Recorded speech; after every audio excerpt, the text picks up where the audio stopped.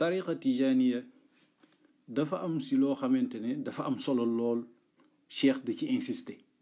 ndax am solo gu mu am solo loolu mooy lu ñu at talqiin mooy ndigal bi nga xamee moom ngay jot pour commencer nekk taalibe cheikh dëgg-dëgg commencer jàng wird bi nga mu mën la amal njariñ waaye boo ko utee si koo xamante ne kii amul ndigal da ngay sonal sa bopp doo ci am dara te loolu am na solo lool pour xam ko soo ko deful da ngay perdre sa temps si ay wird ay année yoo xamante ne day nekk zéro parce que fan ko amee nga ko warul amee te loolu loraange bu metti mu ngi si cheikh dafa wax ni dafa am importance nee na képp koo xamante ni jël na nga wird bi ci nit koo xamee sahihal izn dafa wér ndigalam dafa mel ni ñun ñi cheikh ka annama axasa an naa ñun ñoo la jox wird bi nga xam ne kon loolu am na solo waaye li muy bañ mooy lu ma tadaqul gayr maazun waaw intervention non autorisée kenn jóge fële rek ne muqaddam la commencé di kii te fekk amu ci ndigal day lor ña nga xamante ne ñooy jël si moom même aussi dina ci am ngaañ day am ngaañ si côté moom nga xam ne loolu dafa am solo trop cheikh radiallahu taala anhu dafa wax qad axasna an mashaayiha idda nee na suñu tàmmali mbir jaar nañ ci loxo sëriñ yu bëree bëri yoo xam ne jaayante nañu ñoom jëloon nañ seen wird te wird nañ ko am na si yoo xam ne nekkoon nañ ci sax muqaddam ba commencé di ko joxe lu mel ni xalootiya cheikh da ko daan joxe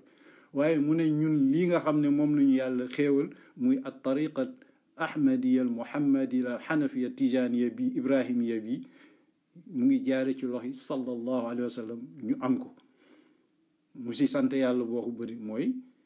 li nga xam ne moom la borom munyatul murid wax al aarif billah sidi tijaan baaba dafa axasa hada al wirdu cheikhina al imam an ir rasul al mustafa xayr al anam donc nga xam ne yonent bi sallallahu alayhi wa sallam moo ko jox si loxo am la jaar kon nga xam ne importance ndigal yonent bi bosam talxiinam moom ndigalam mu ngi jaar ci yonent bi sallallahu alayhi wa sallam moo tax mu foor dafa am doole trop ndax loolu moo tax kilifa tijaan yu bëri dañu séddale sax ñi nga war a jële ak ñi nga warul jële ñu wax ne am na ñu ko def ñaari catégorie kenn ki dañ ko tudde al xarf al muttasil kenn fi nekk al xarf al munfasil xarful muttasil mooy lan mooy ki nga xamante ne yàlla dafa wàccee ci ndabu xolam ak ci moom ay fuyudaatul ulum rabbaniya ay leer yoo xamante ne ci suñ borom la jóge ak ay maarifil ilahiya ay xam-xam yoo xamante ne moo supérieur xam-xamu téere ay lataif samdaniya imdaadaat safiya ay xeetu leeru yàlla yoo xamante ne làmmeñ lott na sax pour firi ko pour ñu indi maanaa bi exactement ñi ko xam rek ñoo ko mën a dégg mais nit mënu ko firi ndax ay leer yu bari am diversité muy wàcc ci benn doomu aadama kooku lañu wax ne ku mu jox wird bi soo ko liggéeyee rek nga maanaam nga commencé du yàgg dara rek boo respecté niñ la ko waxee rek lu dul di nga commencé xuus ci géeju tawxid fii bihaari tawxid wa yanqalibu aarifan nga soppiku léegi nekk aarif la muhaala kenn mënu ci dara kooku moo jara dem jël ci moom wird bi ñu wax keneen ki nga xam ne mooy xarf al munfasil mooy huwa allazi taallaqa bii mooy ki nga xamante ne dafa jël wird bi si fu ndigal bu wóor am na ko mën na ko joxe mais li ko jëkk ki am xarf muttasil boobu ci ay fuyudaat rabbaniya ak anwaar qudsiya moom amu ko nag mais mën na joxe wird bi ñu ne nag kooku bu la joxee mën na am yàlla moo xam ne mën nga am aussi si wird bi rek nga yem nga xam ne importance bi mooy nga jox ko ak ku baax kooku ñu la waxoon Sénégal loolu yàlla daf ko fa mas a def moom même ñu nga xam ne ay mag ñu baax ñoo xam ne imdaadaat safiya yooyu ñuy wax te am na ñu jaar seen loxo yëpp dañu mujj nekk ay aarif billah ku mel ni par exemple Seydi El Hadji Malick moom baab azim la kooku waaw si ak Baye Niass aussi nga xam ne kooku baab maftuux la moom aussi Alhaji Abdou Aziz Dabakh aussi baab maftuux ñooñu ku masaan jaar si ñoom rek boo dëggoo yàlla da lay defar loolu Sénégal dafa mas a am depuis que Maolana Cheikh Omarul Fouti dugal wird bi Sénégal lu bëree defarul na foofu ba léegi ñooñu ñu ngi am mais nit yaa leen dem am ak dogu am pas-pas wóolu sa borom yàlla boole la ak ñooñu man naa am du nekk nag ñoo xam dañu am sant bu rëy wala ñu nekk ñu nga xamante ne dañu am médiatiser seen mbir siiw ak yooyu man naa am amuñu loolu mais ay xaarif lañ soo demee ci ñoom di nga xam ne ñii defaru nañ ci yàlla su fekkee yàlla namm na nga defaroo ci loxo ñooñu kon nga am na solo trop talqiin ci ñooñu borom imdaadaat saafiya yooyu nitu yàlla yi bi nga xamante ni gis nañu ne sanad bi dafa am solo lool mais dañ si def ay étude xool ko mais ñu bëri si ñoom gis nañ ne mbir mi dafa aju si ñaari talqiin benn bi dañ ko tudde ak talqiinul ufuqi mooy sanad ufuqi bi maanaam appui wala ndigal bi nga xam ne dafa horizontal ak ndigal bi nga xam ne dafa vertical lan mooy ndigal bu horizontal ak bu vertical bu horizontal bi mooy bi nga xam ne yaatamidu bi umumu suufiya bi sufiyanka tegoo ci kaw suuf ba fi ñuy wax ni boobu la mas di utiliser mooy boo xam ne dafa ànd ak lu ñu tasalsul taarix chronologie historique ànd ak temps jëlee ci sëriñ beneen taalube kooko nekk sëriñ joxaat nii affaire bi di continuer nekk ay génération ñu koy joxante par exemple wird bi ma wax léegi nga xam ne wala na cheikh mas na ko jël ñu koy wax alxalootiye boobu bi ko cheikh jëlee joxe na ko lenn ci ñi nga xam ne ñoo jëkk àndoon ak moom dañ ko daan werdandoo ak moom ba tijaanee doog a ñëw ñooñu doog a tëral loolu xalootiye ni mu ñëwee mu ngi jóge ci rabbil izza subhanahu wa taala yàlla moo ko indi jox ko Seydina Jibril jox ko Seydina Muhammad jox ko Seydina Ali jox ko al-Hasanul Basri jox ko ku ñuy wax Daawud Taa'i jox ko ku ñuy wax al-Habib al-Ajami jox ko Sidi Maaruf al-Karxi jox ko Sirra Saqati jox ko Imam Junayd ak léegi ñu nekk nii da ngay gis ne day fekk nekk ni 1000 ans ak lu topp 1000 ans ak léegi ñaata muxaddam ñoo fi jaar ñu nga xam ne ñu ngi amee wérdu boobu pour nga mën si am lu leer lu concret mën na am du yomb trop mën nga dem si kenn di jël ci wérdu xalooti mais fekk sax moom ka ko jox sax maanaam leerul noonu mais mu ngi wérdu rek léegi su ko defee yow boo jokkee ak ñooñu nga xamante ni amuñu anwaar qudsiya ak imdaadaat saafiya rahmaaniya yooyu après day metteeg yow da ngay wirdu ba après nga mujj rek gis leneen dugg ci te loolu mooy dal ñu bëree bëri te loolu la cheikh di bañal moo tax mu insister si nga ut muqaddam sahih al izn koo xam ne ndigalam dafa wér koo xam dafa am fatxu sax moo gën koo xam la grande ouverture la am al fathul azim kooku en général ñi jaar si ñoom ñëpp boo dëggu rek après da ngay dem nga xam ne loolu am na chance trop sanad bi nga xamante ne mooy asanad al amudi bi nga xamante ne dafa nekk vertical huwa allazi yaatamid ala tasalsul tajalliyat dafa bàyyeekoo ci suñu borom subhanahu wa taala moom bu vertical boobu wàcc ci sayyidina muhammad sallallahu alayhi wa sallam àndul ak temps àndul ak jamono moo gën a am doole ci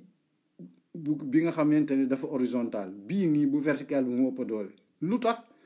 bi nazar ila aqrabir yi dafa jege soriwul noonu waxtisaar yi dafa court ñetti muxaddam maximum ba année yi ñuy dund bi cheikh demee 200 années la ak yu topp mais di nga gis ni nit mën na ci am 7 muxaddam ñoom yoo xam ne dalay leer nañ ñi ñëpp li ñu am dafa wér moom loolu chance la te quwwatu dafuqaatu nuuraan yi aussi leer gi ni muy doole bi muy wàccee si sallallahu alayhi wa sallam dafa am doole ba mu jóge ci moom ñëw si cheikh bi mu ñëwee ci rasulullah sallallahu alayhi wasallam da ko intercepté moom leer gu mag googu ay lu nekk moo newoon ci contenu bi mu ko jotee mi xaysu nubuwatihi ci prophétie mu jox yonent yi seen wàll kenn ku nekk am wa min xaysu wilayatihi mu jox Mawlana cheikh jox ñeneen ak ñeneen nga xam ne kon sallallahu alayhi wasallam dafa am ñetti grade bi nga xam ne mooy base bi mooy wilayaam beneen bi tudd nubuwa prophétie beneen bi ñëw risaala mais ñaar yu mujj yooyu mooy prophétie ak kii bi ay fonction lañ yooyu par exemple risaala bi mu génnee àddina dootul doxati même buñ ne gént naa yonent bi mu wàccee si man alquran lii la nee na aaya la nañ ko dugal kenn du ko jëfe parce que li ko waral mooy fonction rasul dafa arrêté bi yonent bi duggee biir suuf mais min xaysu nubuwati yi ci prophétie boobu mu ngi si feeñu ay nit ay nitu yàlla di leen defar ci wàllu tariqa di leen talqin ay askar ñu ko def comme lu demee Tijaan si côté boobu la jaar si la ko étalé ci yoo xamante ni ci biir nelaw la ko joxe saxu ko cheikh bi mu yeewoo mu bind ko ci papier après ñu wéyale ko nga xam ne loolu am na solo ba tax na ki nga xamante ne dafa jël wird ci cheikh comme ni ko Cheikh Ahmed Tidiane waxee ci benn muqaddam sahih al izn su ko teewee mu koy jël dina am benn relation spirituelle bu am doole boo xam ne dafa juddu diggante Cheikh Ahmed Tidiane ak murid bi nga xam ne ñëw na pour jël wird bi ginnaaw bi nga ko jàngale shuruut lu mel noonu sidna Moolay El Hadj Ibrahima Niass sahib al fayda am na ci téeréem yu taalifam yi fu muy expliquer di nettali nee na mas na laaj waajuru maam Abdoulaye Niass ne ko su fekkente ne am na nit bu nga xam ne ñëw na di jël wird bi ci ñun nan la ñuy def ba mu man ni cheikh moo jox kooku wird maanaam cheikh présence su cheikh bi muy joxe wird bi ruuxaaniyam teew spiritualité cheikh dal di teew mu ne ko boo demee bay jël nit di ko jox wird na nga jàng fatiha nga jàng salaatul fatiha ñetti yoon nga yéene yool bi sallallahu alayhi wa sallam si boobu yéene noonu soo ko defee rek nee na cheikh Sidi Ahmed Tidiane dana teew si jataay bu dafa mel ni kooku nekk noonu moo ko may wird mais du yow bu ko neexee sax ba fa jógee mu ne man cheikh moom may wird mu wax ko ndigal boobu nga xam ne loolu am na solo parce que su la ko defalee noonu rek am na si instant bi rek benn relation spirituelle bu juddu diggante yow ak cheikh nga man di jot loolu ñoo almadat muy renfort boobu nga xam ne moo lay dikkal di la alimenter durant ce cheminement ba kere ngay am li nga war a am ci tarixa bi moom am na nit yàlla yoo xam ne dañ ko tudde lu ñu wax tuyau dañ ko tudde ne benn tuyau nga moo branché si sa xol ak pompe cheikh Mawlana cheikh radiyallahu anhu cheikh mu ngi pompe mu ngi ñëw si yow si kanaalu li ñuy wax wirdu bi nga xam ne day am aller retour yow jàng nga retour bi ñëw nekk ay fuyoodaat rahmaniya ak lu ñu anwaar qudsiya ba pare ay lataif samdaniya mawaahib ak lu ñoo lataif daqaiq raqaay yooyu xeetu yooyu nga xam ne sax nit lott na pour leeral que nan lañ koy waxe ci wolof pour mu mën a leer parce que bëri nañ am na diversité benn bokk sexe morom laaj na temps bu bëree bëri pour nga mën a leeral xeetu leer yooyu di dugg ci xolu murid bi jóge ci pompe cheikh bi mu amee noonu nag nga xam ne loolu fixé wu na ci yow fexeel nga respecté ko téye ko ba kër ngay wuy sa borom fekk loolu moo ngi branché bu ko defee di nga am sa ngërëmu cheikh te doo am benn yàqu-yàqu bu la topp lan mooy li nga xam ne mën na ko débranché mën na débranché wu nag li koy débranché ñetti yëf la mooy nga jël wirdu cheikh boobu mu la jox ba pare ba nga am branchement nga indi beneen wirdu ci beneen tarixa boole kook moom day débranché wu yow pompe bi cheikh boobu branché wu lootul beneen point aussi mooy ziyaaratul awliya nga yow di dem di ziyaara yeneen wali yoo xam ne tarix bi daf la ko tere soo ko defee rek débranché wu na wala nga bàyyi tarkul wird tarkan kulliyan nga bàyyi werd mi complètement defatoo ko après day débranché wu léegi yow dara ñëwatul bokkatoo si cheikh pour nga bokkaat si il faut nga dem istighfar jéggalu sa diggante su borom dem utaat beneen cheikh jaayanteeg moom mu joxaat la wird bi sinon rek yow bokkatuloo moo xam yëg nga am moo ko yëgul parce que cheikh dafa sévère ci côté boobu mu ne man yaarif nii fal yaarif nii wax di képp kii jokkantoog man rek la amul keneen nga xam ne loolu xaqiqa sulukiya dafa am importance moo tax mu wax boobu waaye wax nañu ne aussi nit mën na am pompe bi mu branché ci xolam moom tuyau boobu ba pare branché wu ci pompe cheikh bi mais dara ñëwatul mais branchement mu ngi am ba léegi ñu ne loolu mën na ne ñu ne lan moo waral loolu mu ne parce que dafa bënn lan mooy bënn tuyau boobu am na luy jóge ci cheikh ba pare du agsi ci xolu murid bi parce que day génn ci bënn yi évaporé wu dellu fa mu jóge woon ñu ne muy muxaalafat charia lii la yàlla xaraamal nga bëgg di ko def yépp ba pare bëgg ko boole wird bi nanguwul loolu yow bënn nga sa tuyau a yaa ngi moom mais bënn na dara du agseeti day génn ci kii dal di dem lépp lu yàlla xaraamal ak lu mu la tere danga ko war a bàyyi lépp lu mu la digal nga def si li nga man loolu mooy waral bënn yooyu waaye doole li nga xamante ne mooy imdaadaat yooyu mooy secret yooyu ak leer yooyu doole leer yi ak qualité bi ak diversité bi ak force bi muy ñëwee ci yow dafa dépendre aussi loolu ci ñetti facteur bu njëkk bi mooy darajatu irtiqaadil murid fi cheikh yi jàpp gu nga jàppe sa sëriñ ak yaakaar bi nga am si wóolu bi nga ko wóolu ni mu dëgëre day yokk qualité ak diversité ak vitesse bi ak quantité leer bi ñëw ci yow. beneen point bi mooy darajatu wilayat cheikh bi aussi dafa war a nekk koo xamante ni dafa nekk puissant te loolu tijaaniya amuñ problème boobu cheikh mooy xaatimul awliya grade boobu si wilaya amul bu ko supérieur nga xam ne ñaari élément yooyu mooy darajatu i'tiqaadul murid fi cheikh yi jàpp si cheikh ba mu dëgër wóolu ko gëm ko ak wilayatu cheikh bi aussi na nekk wilaya bu am doole ak talqin bi aussi ndigal bi ñu si jot aussi na nekk ndigal bu wér ñetti éléments yooyu ñooy contribuer ci qualité leer gi jóge ci pompe cheikh di ñëw si sa xol ak gaawaay bi ak diversité bi ak qualité bi ak maanaam baaxaayu qualité kii bi daal si gàttal. imdaadaat yooyu dafa nekk lu nga xamante ne ay anwaar la yoo xam ne dafa jafe sax teqale parce que dafa nuroo mais benn bokk seeg sa morom mais ñetti point yooyu ñooy tax mu nekk tadafuxaat yu nuraan yooyu dem ci xolu kii bi ba pare day am day gaaw day bari day am diversité et puis day nekk loo xamante ne da lay defar di la yar di la raxas à la fois te kenn amul si ki sàkk ne sabib bu tijaaniya maanaam lu ñuy wax débit wala flux wala quantité ak doole ak diversité leeru tijaaniya moo gën a kawe ci beneen wilaya muhammadiya yëpp boo ko daje woon bu tijaaniya moo si ëpp doole nga xam ne loolu chance bu mag a mag la boo xam ne tijaan bi am na te ñaar rek moo tax mu ëpp doole yëpp ci wilaya muhammadiya bu njëkk bi mooy xatmiyatu cheikh moo amee grade boo xamante ne wàllu yëpp moo si teg tànk